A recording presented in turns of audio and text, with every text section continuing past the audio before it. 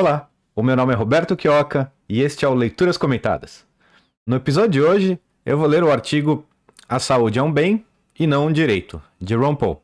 Antes de mais nada, gostaria de agradecer a todos que me seguem pelo Rumble, pelo YouTube, que me escutam pelos podcasts, pelas plataformas Spotify, Google Podcast e outras, e principalmente aquelas que me assistem pelo Odysee. O Odysee, para quem não sabe, é uma plataforma de vídeos, né, concorrente do YouTube, e que remunera não apenas os criadores de conteúdo, mas também os consumidores de conteúdo. Eu, antes de começar a produzir esses vídeos, eu era apenas um consumidor de conteúdo, como a maioria de vocês acredito que seja, e eu utilizei o serviço por aproximadamente 2 meses, e nesse curto espaço de tempo, eu tive como remuneração o equivalente a $10 americanos. É claro, o pagamento é feito com as moedas do Library Coin, do Odysee, né? Então, eu vou deixar para todos vocês que querem se inscrever, eu vou deixar o link para inscrição aqui na descrição do vídeo. Vocês se inscrevendo através desse link, vocês ajudam aqui o nosso canal. E também é muito importante começar essa migração já para uma plataforma mais livre, tendo em vista que o YouTube, se continuar nessa toada aí, vai acabar por deixar as nossas vozes silenciadas, né? Então a opinião dissidente está sendo silenciada nas plataformas gigantes, né, dos Big Techs. Então é muito importante que vocês comecem já essa migração. Vou apresentar o autor, bom, poucas pessoas não conhecem o Ron Paul. O Ron Paul, ele foi um político americano, né? Ele foi deputado federal lá nos Estados Unidos durante muitos e muitos anos. E foi também candidato a presidente dos Estados Unidos. Em uma ocasião, pelo Partido Libertário, ele foi candidato de fato, né? Ele esteve nas cédulas. Foi uma opção de fato para as pessoas votarem nele. Infelizmente, as pessoas escolheram outros políticos, e depois ele foi candidato por 2 ocasiões, pré-candidato pelo Partido Republicano em 2008 e 2012, com umas campanhas maravilhosas, realmente com muito engajamento. Foi realmente uma revolução, né? Tanto que se chamava a Ron Paul Revolution. Essas campanhas tiveram como mote, né? Então, o Ron Paul fez campanhas lotando todos os eventos que ele organizava em universidades e todas as cidades que ia, sempre abarrotado de gente e sendo muito bem recebido pelo público, né? Ovacionado na maioria dos casos. Então, o Ron Paul, além de ter sido um político, ele foi também um grande amigo de Murray Rothbard, ele é muito amigo do Lew Rockwell, que foi o fundador do Mises Institute no Alabama que foi o nosso espelho no Instituto Rothbard, né? Quando nós fundamos o Instituto Mises Brasil, lá pelo ano de 2007, nós queríamos ser como o Instituto Mises do Alabama, o Mises Institute. E o Lew Rockwell trabalhou pro Ron Paul. O Ron Paul teve um papel na fundação também do Mises Institute lá do Alabama.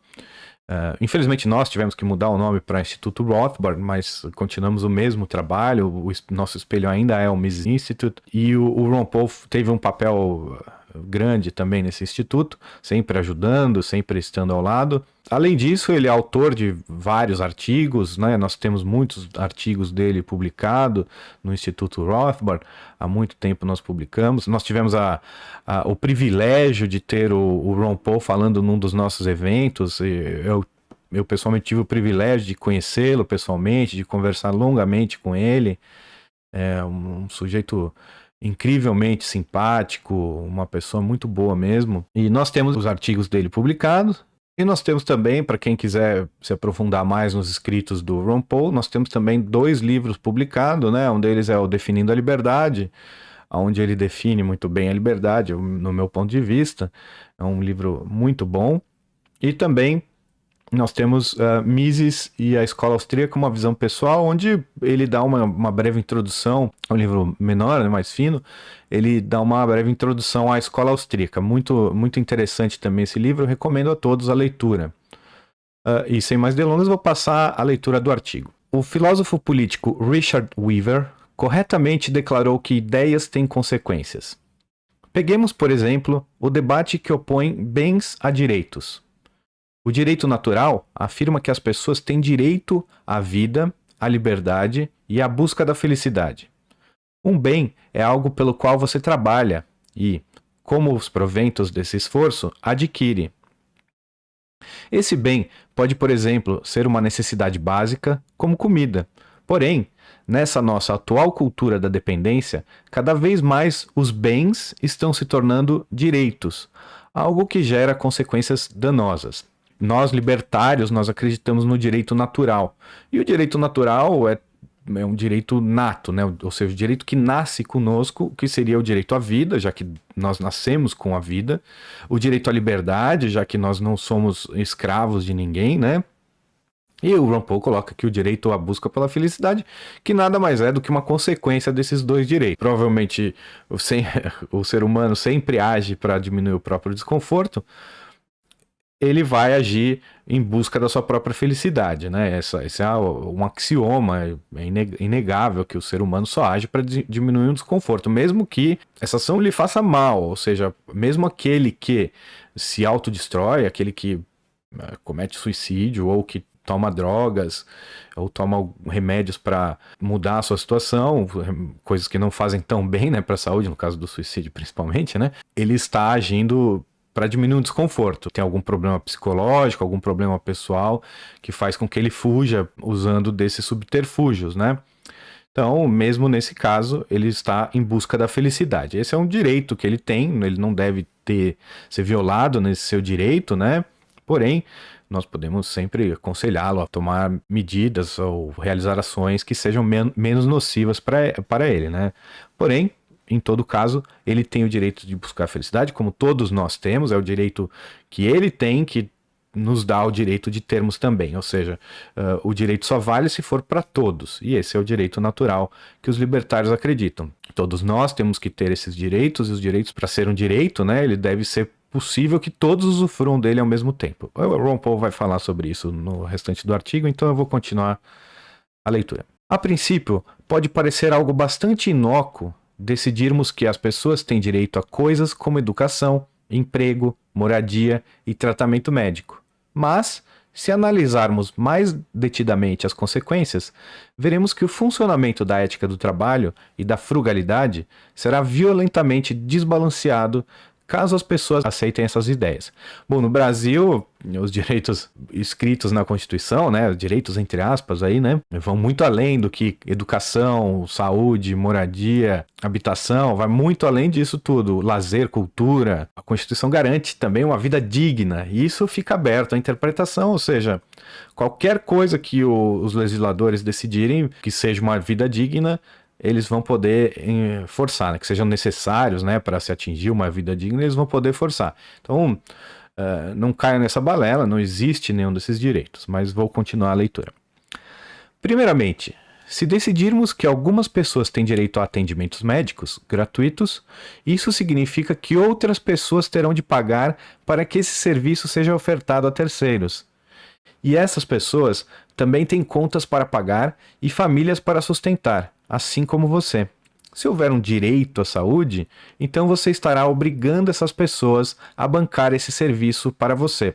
E que bom, né, que o Ron Paul, um médico, né, ele esteja falando sobre esse assunto, um assunto que nos Estados Unidos é um pouco diferente do Brasil, as pessoas não têm o SUS lá, não há o SUS, sempre há aquela conversa de criar um lá, ou de melhorar o sistema de saúde dos Estados Unidos, e tudo o que foi feito nesse sentido nos Estados Unidos foi piorando, né, a vida das pessoas e o seu serviço médico, né? Antigamente, quando não havia nenhuma regulamentação sobre o serviço médico era muito mais barato lá nos Estados Unidos, com acesso praticamente a todos. Todos os médicos faziam a sua prática também de caridade. Então, a caridade atendia até aqueles que não tinham condições de pagar o médico, mesmo o médico sendo barato. Então, uma quantidade de pessoas menor, de pessoas que não tinham realmente nenhuma condição de pagar o médico, mas mesmo esses eram atendidos pela caridade. E o que esse parágrafo diz é que um direito não pode causar um dever a uma outra pessoa. É óbvio que se aqueles obrigados a pagar pela saúde de terceiros fossem abertamente tratados como escravos destes, as faculdades de medicina rapidamente se esvaziariam, pois a imoralidade seria explícita. Porém, como o governo fez um bom trabalho em nos convencer de que a saúde é um direito em vez de um bem, ele também generosamente se prontificou a atuar como um intermediário, diluindo a noção da escravidão.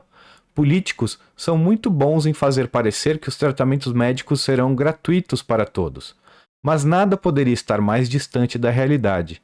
O governo não quer que você pense muito sobre como os hospitais serão financiados, ou como você, magicamente, irá ganhar algo em troca de nada na arena médica. Apenas nos pedem que confiemos neles, os políticos, pois, de alguma forma, tudo vai dar certo. Eu li recentemente um outro artigo onde a gente falava sobre como era a escravidão, como o Estado é a escravidão, né? E esse é um ponto que eu sempre gosto de colocar. Eu tenho inclusive uma página no Facebook chamada Sindicato dos Escravos do Estado Brasileiro para escancarar, né, essa nossa escravidão que nós vivemos hoje. E isso por quê? Porque eu tenho que fazer isso. Não é óbvio que se uma pessoa trabalha e a outra pessoa usufrui dos frutos desse trabalho, há uma relação de escravidão? Não é óbvio isso? Óbvio que não, claro que não é tão óbvio assim, porque as pessoas passam por uma lavagem cerebral durante toda a sua vida, desde a escola, a mídia, né, sempre a prensa, né, imprensa comprada, né, pelo Estado, sempre nas mãos do Estado, e sobrevivendo e ganhando muito às custas do Estado, né, ou seja, de nós, ela tem uma relação simbiótica com o Estado, a escola, a educação, né, em todos os níveis, desde o nível mais básico e principalmente chegando aos mais superiores, eles vivem uma relação parasitária com o Estado, né, e por isso há muito interesse de todos os envolvidos nesses setores de que o Estado seja grande, cada vez maior. Quanto maior o Estado, mais ele vai poder ganhar dinheiro. Então, há essa lavagem cerebral, né, mídia, academia e na cultura também, obviamente. A gente vê aí, em certo nível, né, a cultura, para você ser aceito ou para você poder subir dentro desse setor, você tem que abraçar certas ideias, né? E senão você vai ser cancelado, vai ser boicotado. Por isso que essa relação não é tão clara, né? Aquela ideia que nós tínhamos do cobrador de impostos indo na casa das pessoas com um tacape ou com um rifle e cobrar impostos é a mesma coisa. Aquilo é a realidade. A realidade é daquele jeito. O que acontece é que tudo foi muito disfarçado, mas todos nós sabemos que a ameaça existe. O cano da arma está ali, a arma apontado para sua cabeça. A arma está ali o tempo inteiro e é só isso que faz com que a gente obedeça o Estado. É o nosso medo de que ele realmente cumpra a ameaça. A ameaça é que você será morto caso você não contribua com o Estado, você não obedeça às regras dos políticos. Isso é escravidão, obviamente. Então, claro, se fosse realmente um direito à saúde, se a saúde fosse um direito, se alguém tivesse a obrigação de nos dar esse serviço, um médico, né, ou no caso as pessoas que pagam os médicos, o médico jamais toparia se fosse ele dando aquilo de graça, dando a saúde de graça. A saúde, obviamente, não a saúde é uma mercadoria, né? A saúde é um serviço prestado por alguém. Os serviços de saúde, obviamente, né? A sua saúde ninguém pode tirar. Você mesmo pode tirar a sua saúde ou uma doença pode vir e lhe acometer, mas nenhuma pessoa pode te envenenar e te dar produtos que vão fazer mal para a sua saúde contra a sua vontade. Você mesmo pode consumir 1 tonelada de açúcar por dia, você pode beber muito, aí você mesmo está tirando sua saúde, o problema é só seu, ninguém deveria ter nada a dizer sobre isso, a não ser, claro, quer dizer, a dizer pode, mas ninguém poderia te impedir de fazer essas coisas, né? Qualquer um pode falar o que quiser, né, dentro da sua propriedade, mas o direito à saúde não quer dizer que você tem o direito de ser saudável a sua vida inteira. Você tem o direito a tomar conta da sua saúde, a sua saúde é sua e ninguém pode se intrometer nela, né, à força. Saúde pública é algo que nunca funciona da maneira como as pessoas foram iludidas a acreditar que funcionaria antes de ser implementada. Os cidadãos dos países onde a saúde é estatal jamais teriam aceitado esse sistema caso soubessem antecipadamente sobre os racionamentos e as longas filas. Obviamente, no Brasil nós temos um problema gigantesco, né, de saúde. O exemplo que o Ron Paul linka nesse artigo aqui é sobre um exemplo lá na Inglaterra, né, onde a pessoa foi negada, né, o tratamento por conta de excesso de pessoas ali, excesso de fila ou dinheiro demais, um tratamento era caro demais, ou as longas filas, né, que a gente conhece muito bem no Brasil, né, aqui a matéria de 2012, né, já falando que o Hospital Federal tem fila quilométrica para marcar consulta. Isso em 2012, não havia nenhuma pandemia rolando e já havia uma fila quilométrica para marcar uma consulta. Ou seja, fora o direito de esperar que as pessoas têm, né? Que elas esperam por exames e morrem por espera de exames ou consultas, tratamentos, procedimentos médicos, cirurgias. Tudo isso demora muito, né? Quando há, é demorado. Então, isso não muda países mais ricos, como o Ron Paul cita a Inglaterra é muito mais rica que o Brasil, mas o sistema de saúde lá apresenta os mesmos problemas. Obviamente, a Inglaterra sendo um país muito mais rico do que o Brasil, né? As pessoas são muito mais ricas, elas pagam, nominalmente, pagam muito mais impostos, obviamente que os serviços são melhores do que o SUS, como no Canadá, por exemplo, onde eu conheço muito bem a realidade. Os serviços de saúde aqui no Canadá, os serviços de saúde são obrigatoriamente públicos. Não é proibido haver serviços médicos, né, privados. Então, as pessoas no Canadá só têm o direito de esperar. Elas não têm sequer o direito de, não, mas tá doendo muito, eu preciso no médico agora, eu vou pagar para ir. Não, você não tem esse direito, não há nem esse direito. O que os muito ricos fazem é atravessar a fronteira em busca de tratamentos em outros países, né? No final das contas, se você puser no papel, sai muito mais caro ter essas medidas do que se fosse um plano de saúde pago, privado, ou pagasse diretamente os médicos no livre mercado, né? Infelizmente não há o livre mercado, os serviços médicos são caros. No Brasil há. No Brasil a gente vê que todos que podem, mesmo que pobres ainda, eles optam por pagar um plano de saúde privado.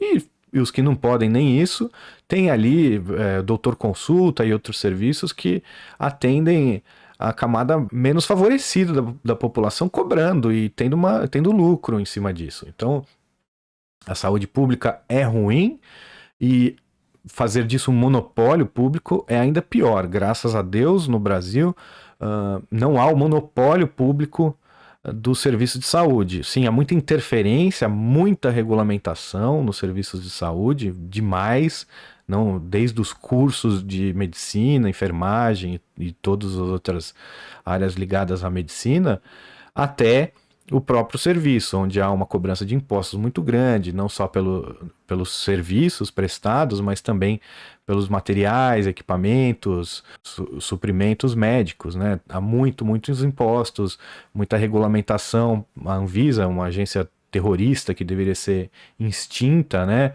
Ela proíbe medicamentos, torna muito difícil, né, a entrada de novos medicamentos e de equipamentos que poderiam fazer a vida das pessoas muito melhores. Então, qualquer coisa que o Estado faça na área da saúde, ou em qualquer área, né, sempre vai dificultar com que esse livre mercado floresça e que as demandas possam ser atendidas, né? E o caso, se nós pudéssemos optar, sabendo das filas do SUS, sabendo dos problemas de corrupção e malversamento do dinheiro, né, que há em toda a organização pública, né, nós optaríamos por implementar esse sistema? Eu acredito que não, né? Qualquer pessoa com um mínimo de conhecimento econômico diria que não, e principalmente qualquer pessoa preocupada com a moralidade, com a ética dos seus atos e dos atos que defende, deve obrigatoriamente ser contra a implementação do sistema como esse, porque é um sistema onde a violência sustenta ele. Então, o SUS ele é sustentado com o roubo das pessoas. Então, você está lá, você produz qualquer coisa, tijolos na sua casa, na sua empresa, você produziu 2.000 tijolos e vem um sujeito, um burocrata ali, armado, né? Roubar 20, 30%, 40%, 50% dos seus tijolos. Então você produziu 2.000, fica com 1.000. À força, contra a sua vontade. Isso é um roubo. Então é dessa maneira que são obtidos os fundos para sustentar o SUS. Do princípio, o SUS já é antiético, imoral, e tudo que passa sobre ele continua sendo imoral. As pessoas, todos os funcionários públicos que tiram para si uma verba muito alta, todos aqueles que, desde a pessoa que recolhe os impostos até os deputados, senadores, toda essa casta de pessoas, essa renca, né, essa gangue, vai tirando um pouquinho, né? Vai tirando um pouquinho e quando chega no final é obviamente muito ineficiente, chega muito pouco a quem realmente precisa, né? Então, além de tudo, além de ser antiético, é ineficiente.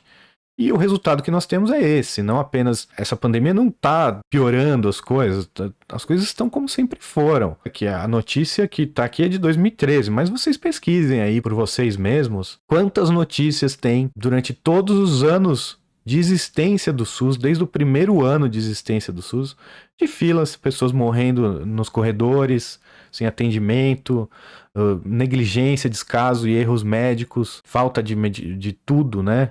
Absolutamente tudo faz falta nos hospitais públicos, mesmo com nós sendo roubado em mais de 50% de tudo que nós produzimos. Mesmo assim, o Estado não consegue dar o que precisa para as pessoas. E na pandemia, em alguns lugares piorou, mas a gente vê, nossa, estamos quase atingindo a capacidade dos leitos.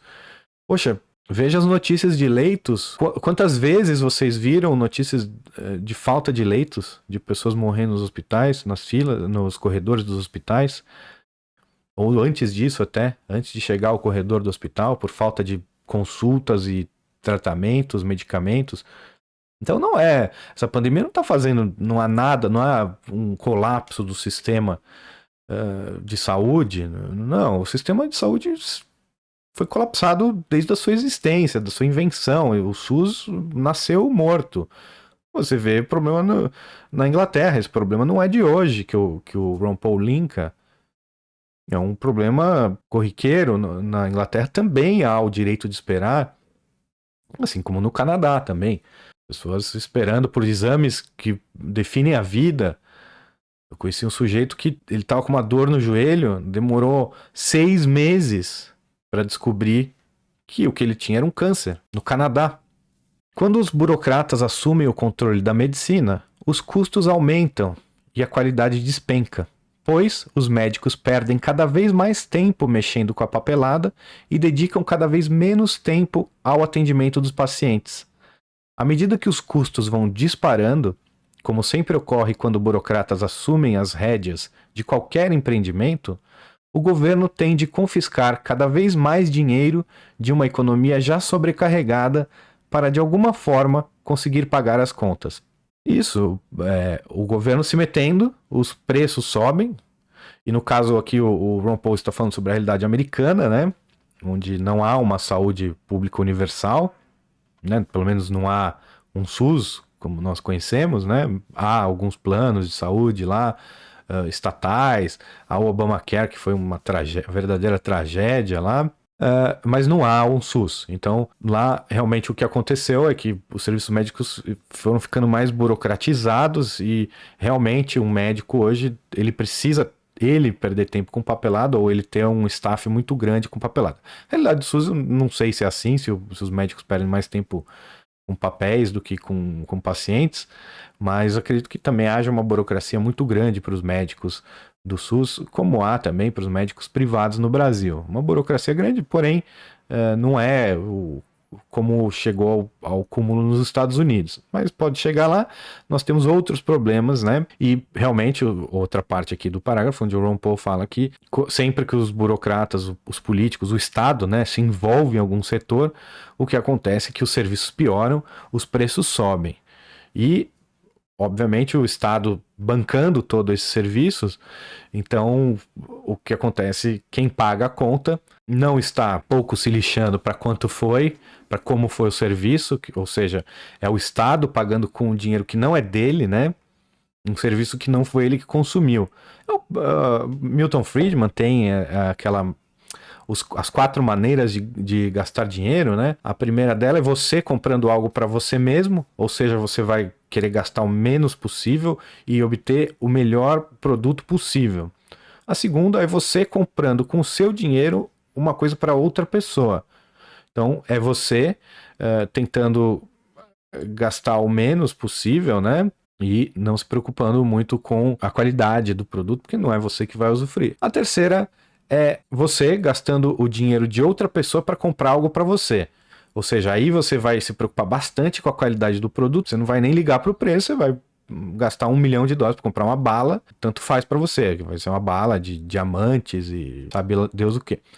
E a quarta maneira é a maneira do Estado gastar o dinheiro, que seria você comprando para outra pessoa alguma coisa com o dinheiro de outras pessoas. Ou seja, você não vai ligar nem para a qualidade do produto, não é você que vai consumir o produto, e você vai estar pouco se lixando para quanto custou também. A qualidade e preço, tanto faz, gasta aí, vamos gastar. Então, muito ineficiente. Essa é a realidade do Estado, essa realidade humana, né? Nós somos humanos, não adianta você colocar um anjo lá que vai continuar sendo assim. E isso resulta em serviços piores e o preço cada vez mais alto, e quem paga o preço somos nós através dos impostos, ou seja, nós somos roubados, os impostos são obtidos através da coerção, né, da ameaça de assassinato, de sequestro, de estupro, e nós acabamos pagando essa conta contra a nossa vontade.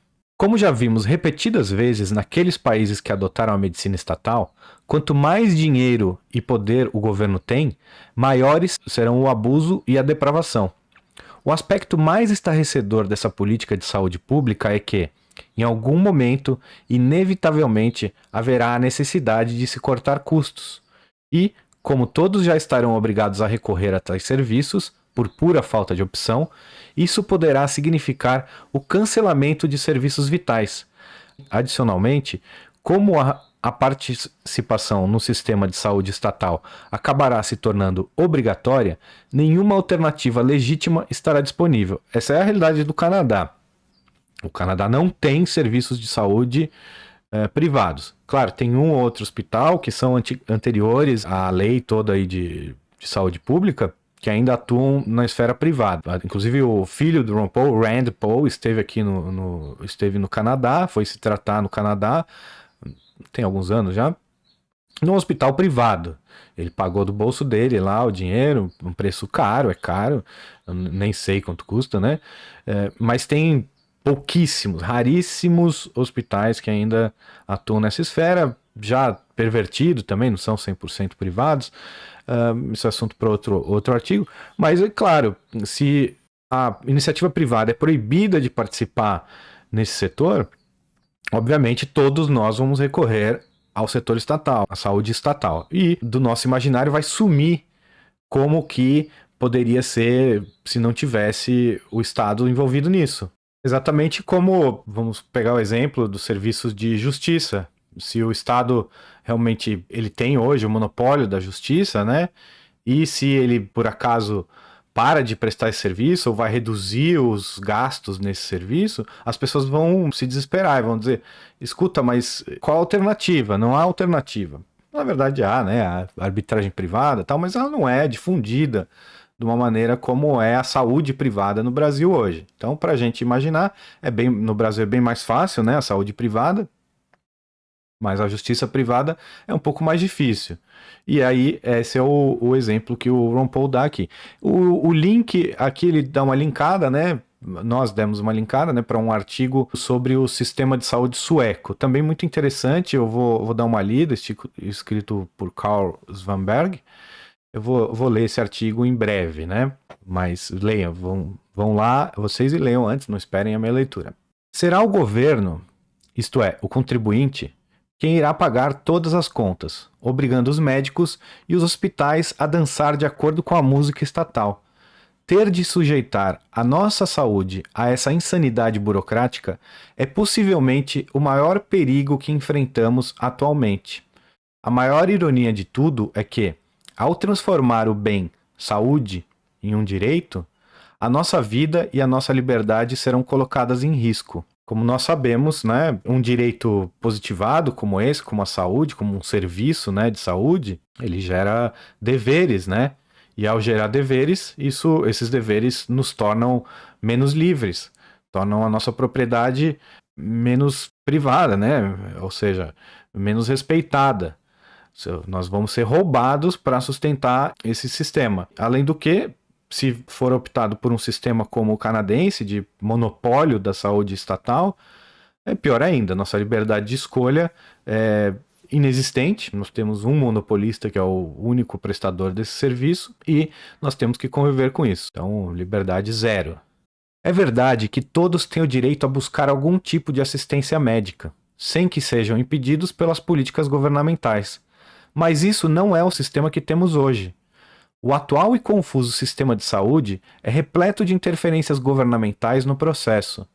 A regulamentação federal, a inflação, as leis fiscais e as normas federais ditando quais os serviços devem ser fornecidos obrigatoriamente pelos planos de saúde, a interferência estatal no mercado de planos de saúde, os licenciamentos para exercício da profissão, que nada mais são do que uma maneira de cartelizar a profissão de médico, tudo isso gera efeitos negativos na prestação de serviços médicos. Como eu disse, né, todo o setor médico, desde o começo, do aluno de medicina que vai escolher uma faculdade, até o fim, né, até o cemitério, né, tudo ali é regulamentado pelo governo. Então, tirando, né, essas regulamentações diretas no setor, nós temos outras regulamentações também, que são, por exemplo, a inflação, que é um custo, é um imposto, né, sobre todos nós. Todas as regulamentações outras, né, que impedem a gente de manter nossa saúde. E até o imposto, né. O imposto, se você for pensar, você ser obrigado a trabalhar para sustentar os outros, quer dizer que você está sendo roubado do seu tempo, né. Então, é um tempo que você está trabalhando, que você não vai usufruir dos frutos desse trabalho, ou seja, vamos supor que você paga o imposto de 30%. 30% do tempo que você passa trabalhando é um tempo inútil para você, ou seja, você está trabalhando para os outros, para o deleite dos políticos, né? E esses 30% do tempo você poderia muito bem estar cuidando melhor da sua saúde. Isso também afeta, obviamente que afeta sim a saúde das pessoas e os resultados dos serviços médicos. Vai haver maior demanda por serviços médicos porque você não tem tempo para cuidar da sua saúde.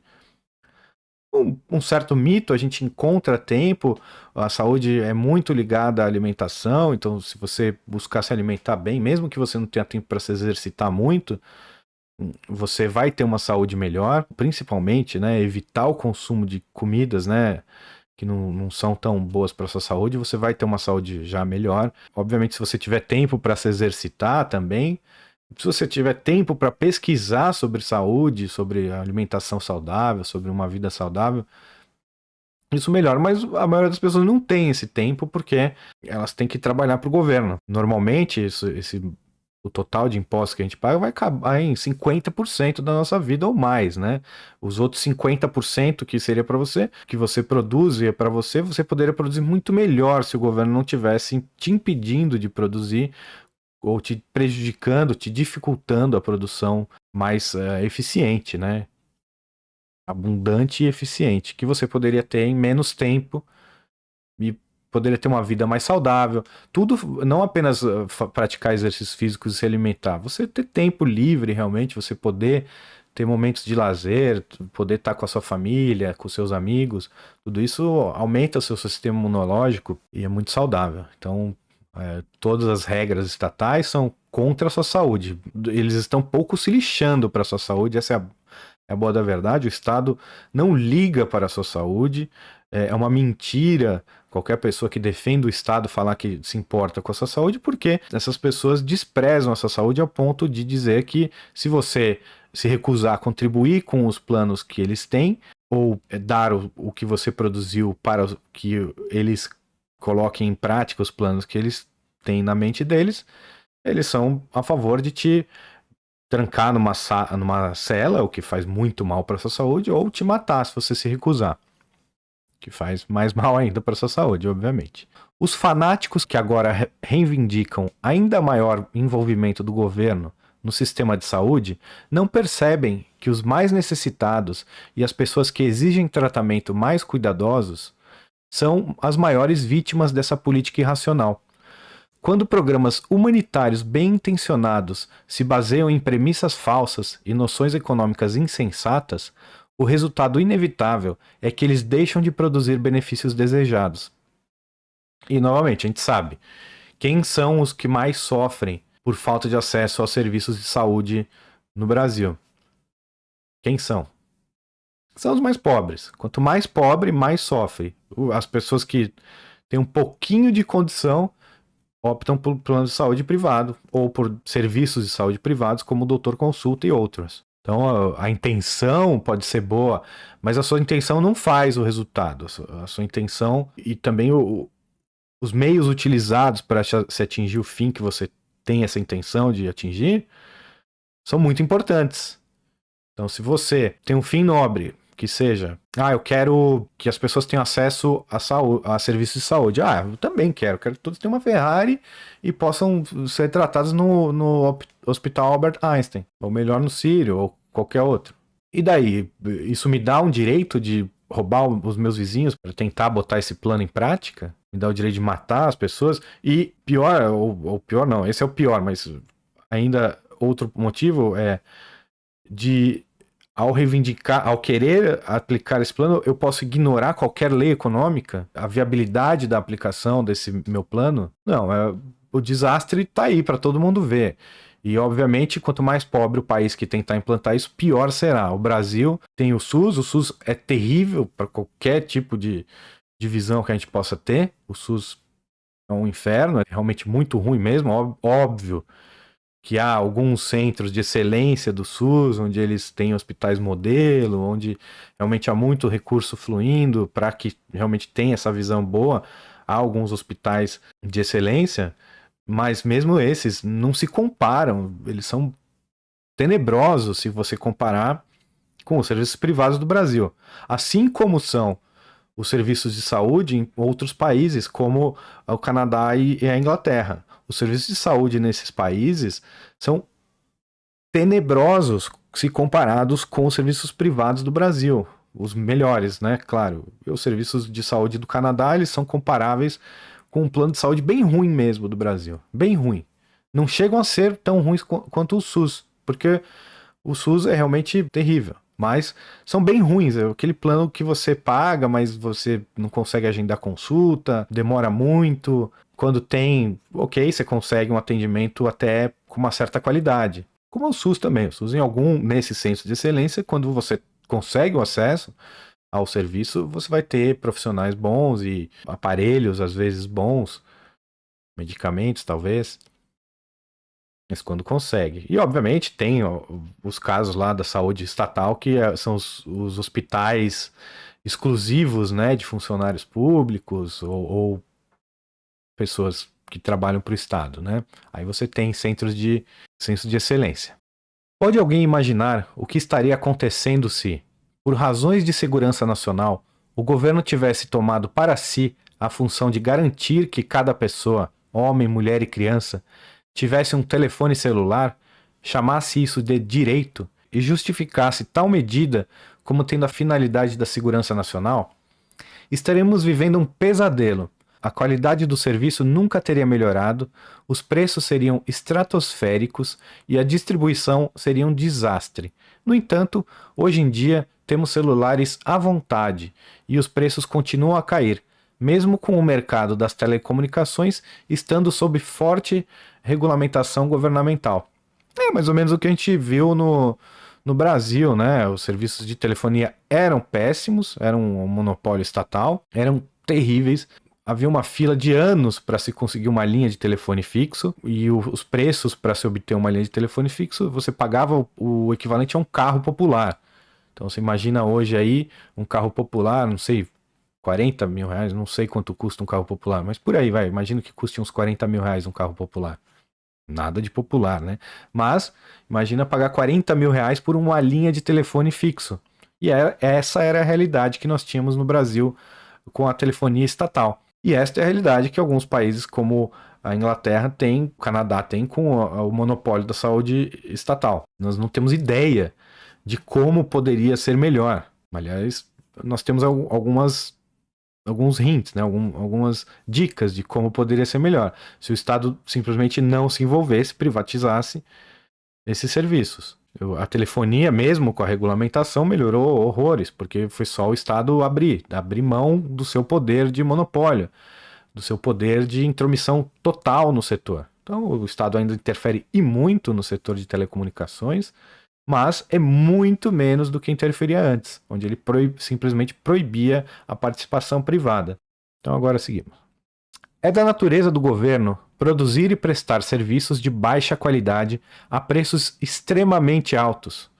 Sistemas econômicos socialistas, burocráticos e intervencionistas inevitavelmente causam danos à maior parte das pessoas que deveriam ajudar e a custos muito altos. E custos muito altos escondidos da população, ou seja, a maioria dos serviços de saúde eles não são cobrados dos indivíduos que consomem ao consumirem. Na hora que consome, você não sai de lá, não tem que pagar nada. Mas esses custos são todos diluídos entre toda a sociedade, então mais difícil de ver quanto realmente custou cada um dos serviços, e aí isso leva a custos estratosféricos, né? O custo de saúde vai crescendo. Como eu disse, quanto custou, tanto faz, não sou eu que estou pagando, como é a qualidade do serviço, também tanto faz, porque não sou eu que estou consumindo. Os políticos, eles se tratam em hospitais de excelência. Eles têm um plano de saúde maravilhoso, né? Que eles podem, não tem nenhum limite de gastos no plano de saúde deles, eles podem ir no médico privado que eles querem, consulta, não é através do plano, né? É como se fosse um cheque em branco para pagar suas consultas. Os políticos têm isso, né? Deputados e senadores. Acho que do executivo também, eu não sei exatamente como é. Mas eles têm esse plano de saúde maravilhoso, o melhor plano de saúde do mundo, né? Onde eles podem gastar quanto for, tanto faz. Para eles é fácil. Eles não estão consumindo SUS. E aí as pessoas ficam sem o parâmetro, né? Elas não têm o parâmetro de quanto custou. Foi de graça. Então, os custos se perdem. Qualquer racionalidade econômica é perdida nesse esquema onde os consumidores não estão pagando a conta diretamente, né? E aí isso se traduz nos impostos estratosféricos que nós temos no Brasil e no mundo hoje, porque não é apenas o serviço de saúde, né, que sofre esse viés aí de ser chamado de direito. Nos Estados Unidos ele não é, né, não tem o SUS, mas tem tantos outros serviços que o Estado presta sem perguntar nada para as pessoas, né, e qual a qualidade dos serviços, tanto faz, qual o preço, tanto faz. Veja o Pentágono, né? Nos Estados Unidos eles não têm o SUS, mas tem algo pior ainda, né? Que são os serviços de defesa, entre aspas, né?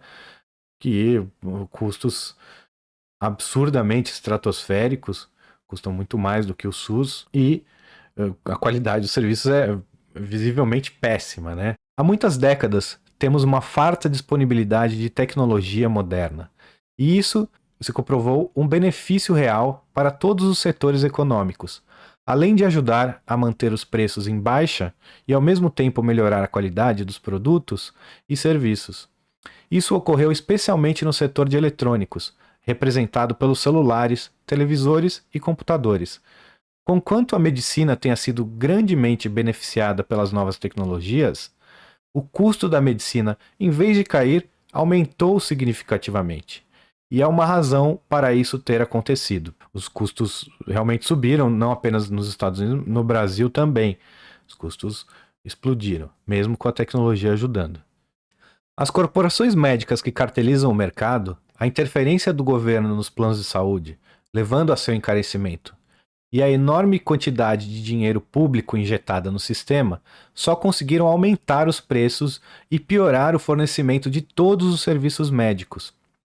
A saúde gerenciada pelo governo levou médicos, companhias de seguro-saúde, hospitais e principalmente pacientes a ficarem descontentes com o sistema.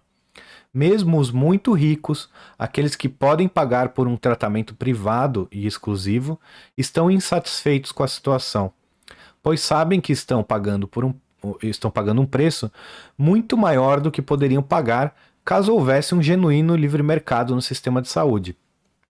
É o que eu já comentei. O livre mercado de saúde, não apenas saúde, de tudo, né? Ele leva a preços mais baixos e qualidade do serviço melhor, porque há uma livre concorrência e para que prestadores de serviço consigam angariar consumidores, eles devem ter um serviço bom, melhor do que os seus concorrentes e mais barato, ou pelo menos com um preço equivalente aos seus concorrentes. Preço, qualidade, cada um vai valorizar uma coisa em certa etapa da vida, né? Essa lógica não se aplica onde não há um livre mercado, genuíno livre mercado. Mesmo que haja um livre mercado, como é no Brasil, ele não é um genuíno livre mercado. A gente vê os planos de saúde do Brasil, alguns deles, os melhores, custando muito caro, né? Preços absurdos, e quem consome um plano de saúde deles sabe que poderia ser bem mais barato se houvesse uma genuína livre concorrência, e os planos de saúde poderiam ser melhores, né, com menos restrições talvez, ou com prêmios menores, ou com serviços melhores sendo ofertados, né? E não temos, né? Essa concorrência é muito pequena, como a telefonia do Brasil hoje, né? Ela existe, ela melhorou os serviços, então, comparando com o Canadá, o Brasil tem sim um sistema de saúde melhor, porque não é só o SUS, tem o SUS e tem o privado. O privado existe uma certa concorrência, não é livre, mas existe. Então, obviamente, os serviços de saúde privados do Brasil são muito bons, muito melhores do que o do Canadá. Mas os serviços públicos do Brasil são piores do que o do Canadá, porque pela diferença de riqueza de um país para o outro, só por esse motivo, né? E também por não haver a opção no Canadá, né? Não há opção, então as pessoas que querem ser médicos, têm esse sonho e tal, fizeram faculdade de medicina, querem exercer a medicina no Canadá. Só uma maneira de exercer essa medicina, que é através do Estado, né? Também por isso, aí, bons profissionais estão trabalhando no setor estatal do Canadá. Isso leva à melhora do serviço comparado com o SUS. É sempre bom colocar essa distinção. Comparado com o SUS, o sistema de saúde do Canadá é bom, ou é melhor do que o SUS. Comparado com os serviços privados do Brasil, o serviço canadense é péssimo. E essa elevação dos preços a gente viu no Brasil também, uma elevação astronômica dos preços de saúde, né? Uma consulta médica aí que deveria custar bem mais barato, pode custar centenas de reais, se não milhares de reais, né? Serviços, exames, principalmente exames, como também não é, na maioria dos casos, né, não são as pessoas que pagam diretamente a consulta no Brasil, né? Elas pagam através de planos. Isso também faz com que haja um acréscimo no preço dos serviços e exames, né? Porém, claro, não é como o Estado. Aí você tem uma entidade privada, que é uma empresa de seguro, pagando as contas para os clientes, né? E ela tem que dosar ali e ver quanto que está pagando. Ela tem um interesse em pagar o menos possível para os médicos também. Então, mesmo que os médicos não recebam tudo que a gente paga para o plano de saúde, essa empresa faz com que isso seja melhor racionado, né? Esses recursos que ela tem sejam melhores racionados do que o Estado. Em vez de retirar os serviços de saúde no mercado, o racional seria implantar um genuíno livre mercado nos serviços de saúde. Um mercado que fortaleça os indivíduos e não os burocratas. E aí o Ron Paul concluiu o artigo dele, clamando por um serviço de saúde completamente privado, completamente livre do Estado.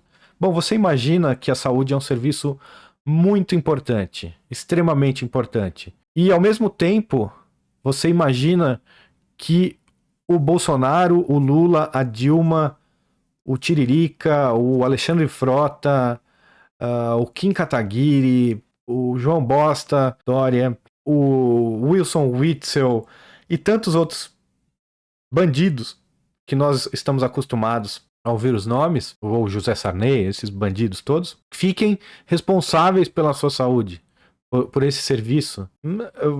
Como? É um serviço importantíssimo, lembre. Você primeiro disse que era um serviço importantíssimo, depois você diz os políticos devem ter monopólio ou devem gerenciar esse serviço, devem supervisionar todo e qualquer movimento, toda e qualquer relação que haja nesses serviços. Ou seja, mesmo que seja privado, desde a universidade do médico até a prestação dos serviços. Você acha que tudo isso deve estar na mão dos políticos? Porque, afinal de contas, são eles que vão decidir todas as leis, normas e até o conteúdo que vai ser dado para esse médico na universidade. Espero que a contradição tenha ficado clara. Que quanto mais importante o serviço, mais longe das mãos dos políticos ele deve estar. A saúde, sem dúvida, é um serviço muito importante. Ele não é um direito, como o Ron Paul bem explanou, porque o direito ele não pode gerar um dever, não pode gerar escravidão, não pode ser um privilégio, ou seja, os recursos do Estado são escassos, né? Ele não pode dar para todo mundo tudo. A demanda pelos serviços de saúde, ou seja, quem não quer ficar saudável, são infinitas. Então, é impossível que o Estado atenda a demanda desse serviço, por esses serviços, ou qualquer serviço que seja. E o seu envolvimento nesse serviço faz com que a iniciativa privada que poderia atender essa demanda, ou sempre correndo atrás de atender a demanda, fique prejudicada. Essa corrida fique muito mais difícil. Não, a gente vê agora na pandemia, o que está havendo é um colapso do sistema, ou seja, a confissão dos políticos e parasitas de que eles não têm a menor condição de prover esse serviço de forma eficiente para todos, como diz o direito constitucional.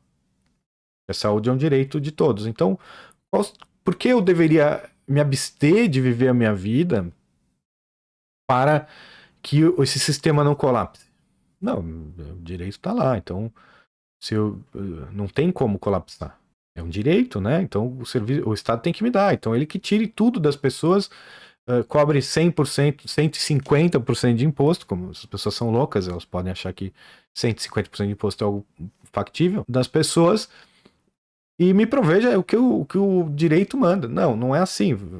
Não há recursos, é impossível. Então, a saúde não é um direito, ela é uma mercadoria, é um serviço. Os médicos não são escravos, e muito menos as pessoas, os seus vizinhos são escravos. Então, você não tem direito de tomar o dinheiro do seu vizinho, o Estado também não tem. Então, a única maneira de que essa demanda possa vir a ser atendida, ou pelo menos sempre a busca por essa demanda seja cada vez mais próxima do que ela de fato é, seria um livre e desimpedido mercado no sistema de saúde. Eu vou deixar para ler o artigo que está linkado aqui, uma outra oportunidade, que aqui o Ron Paul termina com uma pergunta. Não é o Ron Paul, né? Na verdade foi o editor que colocou como interrogação e linkou o artigo 4 medidas para melhorar o sistema de saúde, né? Tá, não é esse aqui. 4 medidas para melhorar o sistema de saúde. Quem escreveu foi o Hans Hermann Hoppe. É um artigo curto, tá? Eu vou ler ele em breve. É muito interessante. Vocês leiam 4 medidas para melhorar o sistema de saúde de Hans Hermann Hoppe, um dos melhores autores da escola austríaca. Vocês busquem ler. E tem também uma outra sugestão de leitura, é como Mises explicaria a realidade do SUS. Em breve pretendo ler também esse artigo. Vocês que gostaram do texto, temos muitos outros artigos de Ron Paul, como eu já disse, e também o Ron Paul, ele está vivo, graças a Deus, e muito lúcido, e todos os dias úteis, né, todos os dias da semana, ele tem um programa no YouTube e também no Library, no Odyssey, se você assiste pelo Odyssey. O Ron Paul tem o Ron Paul Liberty Report. Ele apresenta em forma de jornal, uma bancada, sempre ele mais um, às vezes o Daniel McAdams, às vezes o Chris Rossini, apresentando com ele o programa. Muito interessante. E apenas em inglês, se você tem o domínio da língua inglesa, sugiro que vocês sigam o canal do Ron Paul. E todos os dias vocês podem ter aquela pílula de meia horinha o programa dele. Vocês podem ter essa pílula de sanidade, né, no seu dia, que é ouvir o Ron Paul. Graças a Deus está vivo e lúcido, nos presenteando diariamente com essas pérolas. Sigam o Ron Paul no Ron Paul Liberty Report. Sigam também, obviamente, todos os canais que a gente publica, né? O Instituto Rothbard está no Telegram, está no Facebook, no Twitter, no Instagram. Deve ter algumas outras ferramentas aí. Também siga os canais, né, nos quais eu publico esse vídeo, no Rumble, no YouTube, no Spotify e aqui no Odyssey. Então, por hoje é só, pessoal. Muito obrigado, um abraço e até a próxima.